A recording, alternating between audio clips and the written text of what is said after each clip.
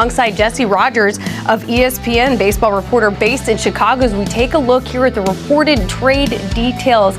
Tucker entering that final season of arbitration in exchange for those three pieces. Jesse, thank you so much for joining us here on this busy Friday. I'm sure that phone is lighting up like crazy, my friend. What do you make of the initial details of this trade? Yeah, this is one of those that was kind of out there in the public and finally got to the finish line. And I think a lot of Cub fans kind of want to know what's the plan with Kyle Tucker because he has 1 year left of team control.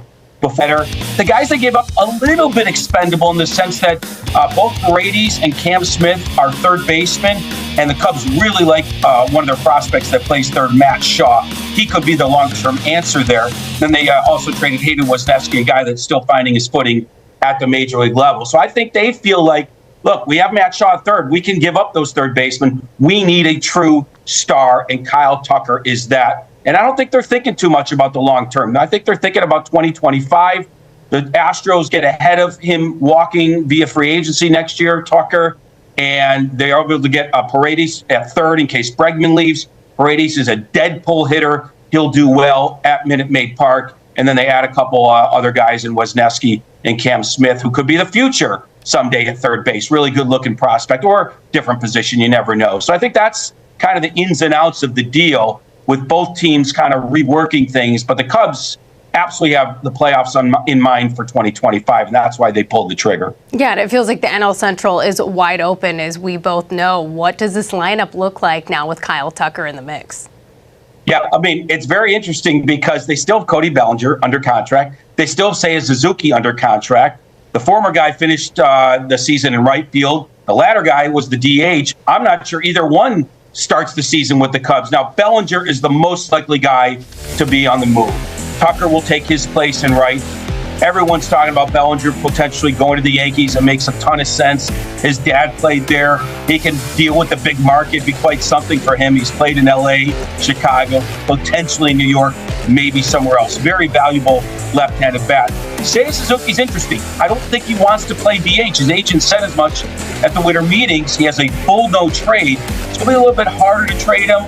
Probably only maybe a few places he would go to waive that no trade. But if he stays, he could be the full-time DH. So the Cubs certainly have some things to work out in terms of that lineup. But, you know, Pete for Armstrong is this hot-shot rookie that came on in the second half. He could be the leadoff man for him.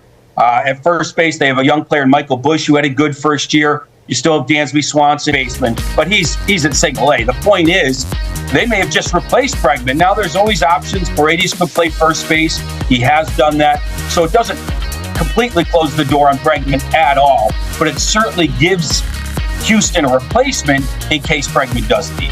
Yeah, you know that Jose Altuve, we heard his comments after they were knocked out in the wild card about wanting Bregman to stick with the Astros. Of course, we'll be disappointed along with the rest of the Astros fans. Over to the Cubs. I know you're Chicago-based. Do they have any other gaps to fill this offseason, Jesse? Yeah, I think they still want to work on their bullpen. They've talked to Kyle Finnegan, for example. They traded for Eli Morgan. I think a lot of what they're going to do after they move Bellinger and or Suzuki will be on the mound. Maybe another starter. It's possible, but definitely a little bit more work in the bullpen for sure. I think they need to clear Bellinger's contract and move on from there. And by the way, I already talked to some of Tucker's people, and he is beyond thrilled to be joining what he said was an iconic franchise. So who knows? Maybe he falls in love with Chicago. The Cubs open up their wallets and they sign him up long term. I just don't think that's on the agenda anytime soon. Yeah, certainly an iconic franchise with another great fan base, and I'm sure he'll enjoy playing in front of, like we mentioned, a very busy Friday on the hot stove as Milwaukee and New York were busy with this deal. Yankees acquiring Devin Williams in exchange for Nestor Cortez and Caleb Durbin. You see that? A couple of big arms there being exchanged along with an infielder, a prospect, Jesse. What are your initial reactions to this trade? Yeah, it seems like a classic Milwaukee trade. Durbin can play so well at developing pitchers. I think they feel like they can figure out how to close out games. They've got some guys that were really good last year when Devin Williams was out. So it's a trade that actually makes a ton of sense in my mind for Milwaukee. And look, the Yankees have some work to do on the mound in the bullpen. There's some turnover there. Clay Holmes left. So I'm not surprised at either side making this deal at all. It makes a lot of sense to me. Yeah, it certainly does. And you look at, what Devin Williams brings to the table, especially given his age, the airbender, and again, like some of the turnover with the Yankees, the bullpen, and, some of the things they went through during the postseason. What are you hearing from the Yankees side, and, what else do they need to acquire here in this offseason, especially after missing out on Juan Soto? Yeah, I mean, think about what happened last Sunday. They were about to drop, about $750 million on a player. They lost out. So where do they go with that money? Now, it's just, we're joking around. It's not like they're going to spend exactly 750, but they know that they had holes to fill and they have money that they can use now. And we saw they didn't wait too long to sign up Max Fried. If they add Cody Bellinger, that's probably going to be at least $20 million if the Cubs eat some of it. Could be up to $27 million if they don't, just for next year. So this is what they're doing. They're filling the holes with the money they didn't spend on Soto. They could sign Alex Bregman, move Jazz Chisholm over to second. They could trade for Nolan Arenado, make him a first baseman. The Yankees are not done by a long shot. I do think Bellinger is high on that list. We'll see if that gets to the finish line. But there's plenty more for them to do after losing out on Soto. You're right. Aside from Cody Bellinger, I think there's still a lot of value left in Nolan Arenado. Actually, I think pretty underrated this offseason, in my opinion. Real quick, before we let you go, Jesse, we do appreciate your time. Let's talk about the Milwaukee perspective here. Any more moves for them? Yeah, I mean, they might be done sort of shedding salary in a sense. I mean, they let Adames walk, which would have cost them a ton to retain him. They let Williams go.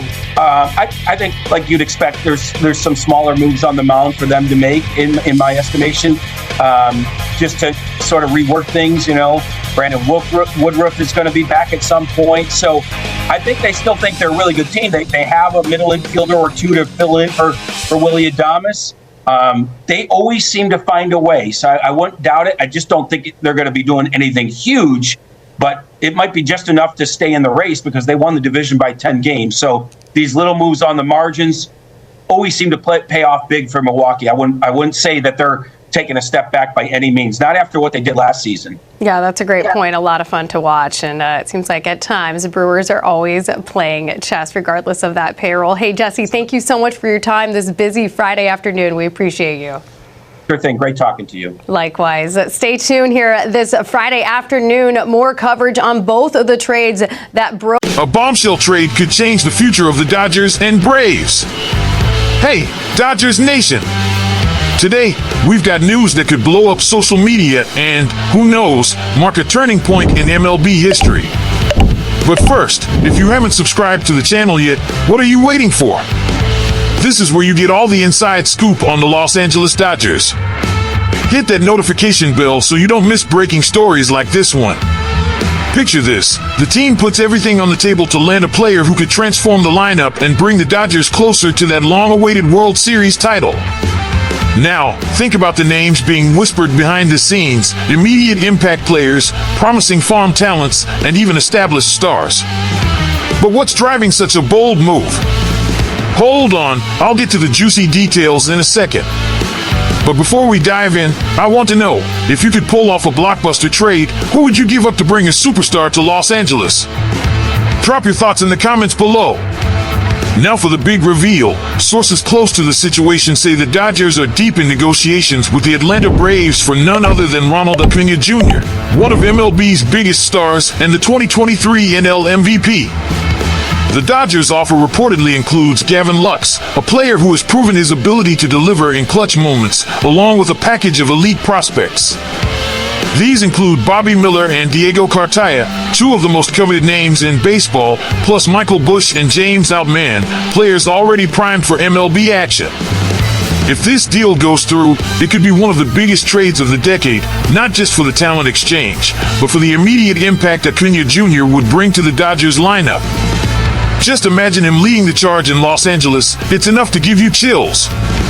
But is it worth parting with so much young talent for one player? Now, I want to hear from you, Dodgers fans. Are the Dodgers making the right move by going all in for Ronald Acuña Jr.?